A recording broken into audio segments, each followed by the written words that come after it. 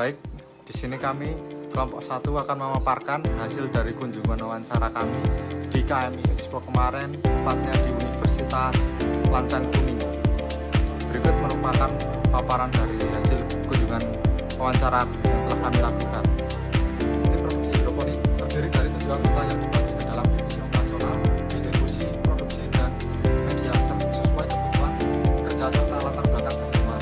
Mahasiswa agroteknologi lebih fokus pada produksi dan perawatan tanaman, sementara mahasiswa bisnis menangani pemasaran, komunikasi, konsumen, dan strategi penjualan. Komposisi tim terdiri dari 4 anggota agribisnis dan 3 anggota agroteknologi dengan pembagian tugas menyesuaikan kompetensi masing-masing. Dalam pelaksanaannya, tim menghadapi berbagai tantangan seperti serangan hama, perubahan cuaca, hingga matriks akibat media terlalu kering, terutama karena irigasi masih dilakukan manual, sehingga diperlukan pengecekan rutin. Meski demikian, penggunaan greenhouse membantu menjaga kondisi tanaman tetap higienis dan memudahkan pengendalian hama. Untuk menjaga konsistensi kerja, tim menetapkan jadwal produksi dan pengecekan tanaman secara bergilir. Dengan mempertimbangkan jadwal beri anggota sistem absensi juga diterapkan untuk menjaga kedisiplinan sehingga kegiatan produksi tetap berjalan meski tiap anggota memiliki kesibukan akademik. Terima kasih. Selanjutnya kita masuk ke dalam rekrutmen dan seleksi, yang dimana rekrutmen dari Universitas Lancang Kuning sendiri ini menggunakan melalui metode open recruitment, yaitu dengan memanfaatkan media publikasi berupa penyebaran flyer di setiap angkatan. Selanjutnya khususnya pada mahasiswa agribisnis dan agroteknologi, calon anggota diminta untuk mengisi Google Form yang berisi data diri dan juga motivasi bergabung serta pengetahuan dasar tentang hidroponik. Dan setelah itu tahap selanjutnya yaitu pengisian formulir. Tim mengadakan wawancara singkat untuk menilai minat dan keseriusan calon anggota. Dan selanjutnya dalam proses seleksi, tim tidak menetapkan kriteria berbasis keterampilan teknis atau pengalaman tertentu, melainkan adalah hal yang paling ditekankan meliputi komitmen, kesungguhan, dan minat yang kuat untuk belajar.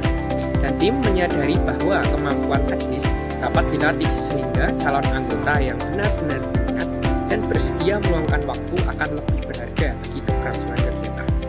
Oleh karena itu, seleksi bersifat lebih terbuka, inklusif, dan mengutamakan motivasi daripada kemampuan awal. Selanjutnya, di sini saya akan menjelaskan terkait pelatihan dan pengembangan pada usaha VGFresh ini. Nah, jadi sebelum anggota tim diterjunkan secara langsung ke lapangan, mereka akan mendapatkan pelatihan dasar melalui edukasi langsung dari tim anggota inti atau tim anggota senior. Pelatihan ini berupa pengenalan sistem hidroponik, cara pengendalian hama, cara pemeliharaan tanaman, cara pengecekan tanaman, dan juga cara pemeliharaan instalasi.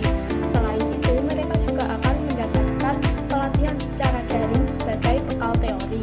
Nah, untuk kegiatan peningkatan keterampilan, tim VGFresh juga pernah melakukan kunjungan langsung keluar kampus ke tempat budidaya hidroponik.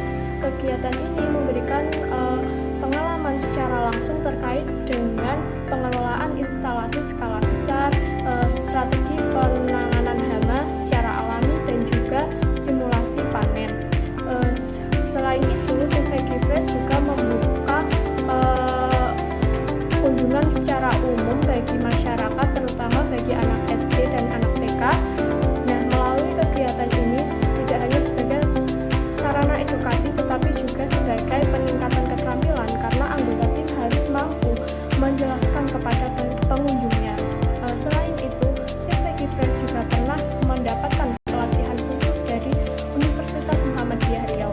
Pelatihan ini terkait dengan aspek budidaya hidroponik modern, teknik pemasaran, dan juga teknik packaging produk. Untuk saat ini produk dari VGFresh yaitu ada pakcoy dan juga selada. Dan produk ini dijual dengan harga Rp5.000 per 300 gram. Baik, di sini saya akan menjelaskan mengenai penilaian kinerja dan kompensasi. Jadi, untuk menjaga kedisiplinan dan produktivitas tim ini menerapkan sistem penilaian berbasis absensi.